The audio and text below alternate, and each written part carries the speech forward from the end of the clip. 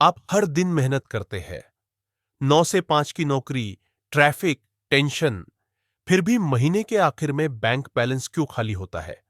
अब सोचिए, अगर मैं कहूं कि अमीर लोग भी उतने ही घंटे काम करते हैं, लेकिन उनका पैसा दिन रात उनके लिए काम करता है। यही राज खोलती है एक ऐसी किताब जिसने लाखों लोगों की जिंदगी बदल दी।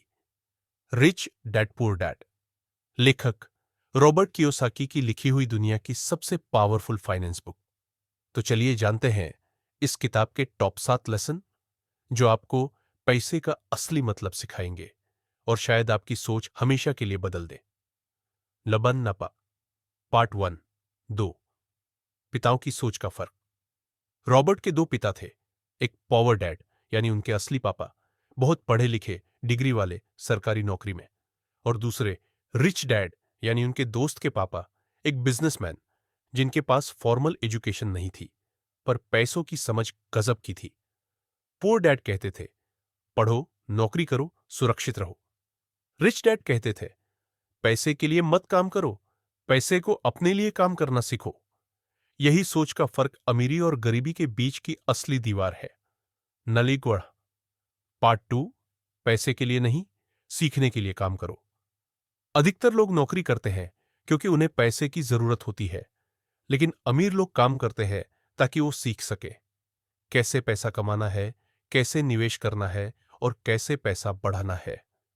रिच डैड कहते थे, don't work for money, work to learn. इसका मतलब है, अगर आप सिर्फ सैलरी के पीछे भागते हैं तो आप कभी फाइनेंशियल फ्रीडम नहीं पा सकते, लेकिन अगर आप फाइनेंस समझना सीख जाए तो पैसा खुद आपके पीछे भागेगा। नरीज सब, पार्ट 3। एसेट वर्स लाइबिलिटी, असली फर्क समझो। यह किताब का सबसे पावरफुल कॉन्सेप्ट है। एसेट, एसेट वो चीज है जो आपकी जेब में पैसा डालती है।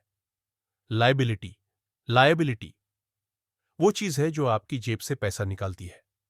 बहुत से लोग सोचते हैं कि उनका बड़ा घर एसेट है, लेकिन अगर वो घर ईएमआई, टैक्स और मेंटेनेंस में पैसे खा रहा है तो वो एसेट नहीं, लायबिलिटी है।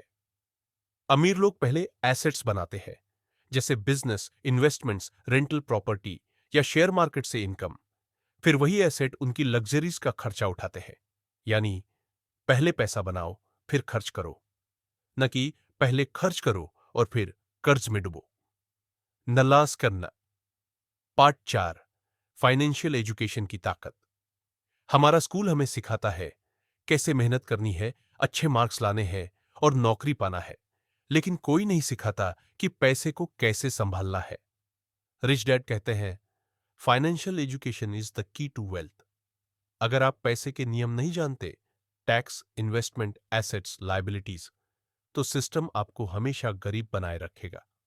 इसलिए पैसों के बारे में खुद सीखना शुरू करें, किताबें पढ़ें, कोर्स करें और हर महीने थोड़ा निवेश करें, चाहे 100 रुपए ही क्यों ना हो, क्योंकि अमीर बनने का पहला कदम है पैसे को समझना।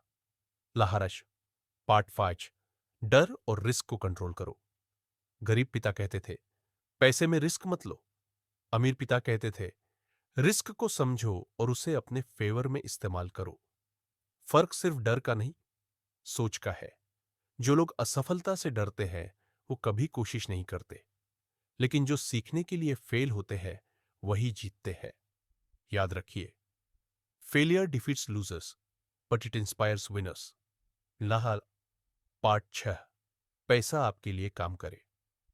हर किसी को जिंदगी में दो रास्ते मिलते हैं, या तो आप पैसे के गुलाम बने या फिर पैसे के मालिक बने। अमीर लोग एसेट्स बनाकर ऐसी स्थिति में पहुंचते हैं जहां उन्हें रोज काम नहीं करना पड़ता, क्योंकि उनका पैसा दिन रात उनके लिए काम करता रहता है।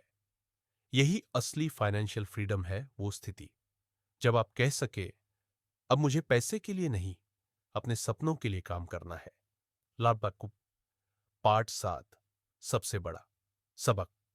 रिच डैड पुअर डैड हमें सिखाती है कि अमीरी की शुरुआत पैसे से नहीं, सोच से होती है। अगर आपकी सोच अमीरों जैसी है तो पैसा अपने आप आपकी ओर आने लगेगा। जैसे रिच डैड कहते थे, the poor and the middle class work for money, the rich make money work for them. नरको, आउट्रो, कॉल टू एक्शन। अगर आपको भी अपनी फाइनेंशियल लाइफ बदलनी है तो इस वीडियो को सिर्फ देखिए मत, सीखिए, सोचिए और एक्शन लीजिए। रिच डैड पुअर डैड पढ़िए, क्योंकि ये सिर्फ एक किताब नहीं बल्कि आपकी जिंदगी की फाइनेंशियल जीपीएस है। अगर आपको ये वीडियो पसंद आया तो व्हाट्सएप लाइक, शेयर और सब्सक्राइब सा करना ना भूलें।